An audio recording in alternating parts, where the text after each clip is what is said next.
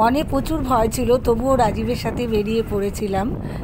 রাজীব একজন টি কনসালটেন্ট, সেই জন্য ও বেশ কিছু ফ্যাক্টরি আর গার্ডেনও ভিজিট করে।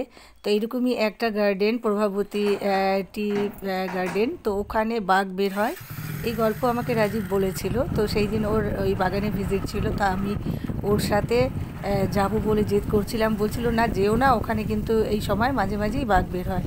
বাট তবুও আমি ওর সাথে চলে গিয়েছিলাম প্রচুর ভয় নিয়েও।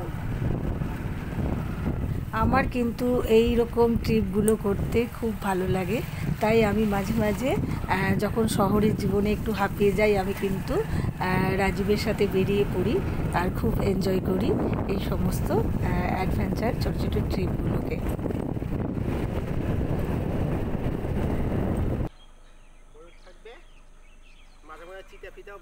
হ্যাঁ, এখানে বাঘ আছে আমি জানি তো।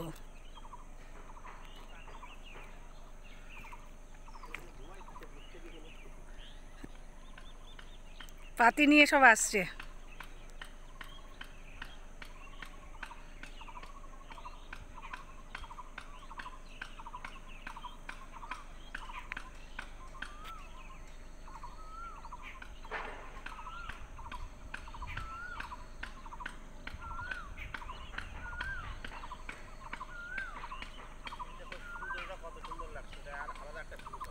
হ্যাঁ, আমি এখন চলে এসেছি প্রভাবতী টি ফ্যাক্টরিতে।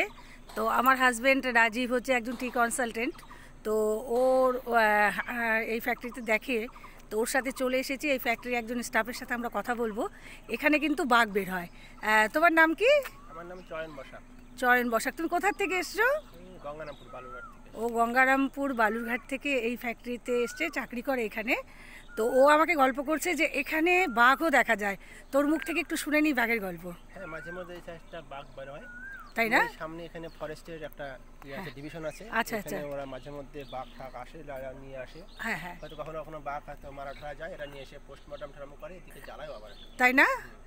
আর এই যে চা বাগানটা দেখছি পাশে, ফ্যাক্টরির পাশে, এখানে বাঘও বেরিয়ে যায় না? আর তুমি দেখেছো নিজের চোখে বাঘ? আমি দুদিন দেখেছি। হ্যাঁ, তোমার স্যার গিয়ে আমাকে গল্প করে যে বাঘ বেরোয়, বাট নিজের চোখে দেখার গল্প শোনা। দেখেছো না? তো বন্ধুরা, এরকম রিস্ক নিয়ে কিন্তু চা বাগান কর্মীরা কাজ করে। এই বাগানে কিন্তু বাঘও বেরোয়। আর এখানকার স্টাফ যে বালুরঘাট থেকে এখানে এসে চাকরি করছে, সেও কিন্তু বললো যে এখানে বাঘ বেরোয়। তোমার নামটা আরেকবার বলে দাও। আমার নাম চয়ন বসাক। চয়ন বসাক। চয়ন বসাক বালুরঘাট থেকে এসছে, এখানে এই ফ্যাক্টরিতে চাকরি করে। তো তোমার জন্য অনেক শুভেচ্ছা, শুভকামনা থাকলো, অনেক ভালো কিছু করো। হ্যাঁ, তা আমরা শুনলাম চয়নের মুখ থেকে যে এইখানে বাঘ আসে। এই যে এই পাশটায় দূর থেকে যে বিল্ডিংটা দেখা যাচ্ছে, সেটা কিন্তু ফরেস্ট ডিপার্টমেন্টের একটা বিল্ডিং।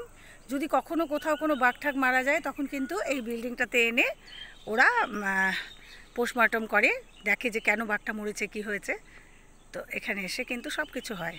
ক্যামেরায় জুম করে আমি এখন সামনে নিয়ে আসলাম ফরেস্ট ডিপার্টমেন্টের এই বিল্ডিংটা। এখানেই কিন্তু বাঘ ঠাক যদি কোনো কারণে মারা যায়, এখানে এনে কিন্তু সেই বাঘকে পোস্টমর্টম করা হয়।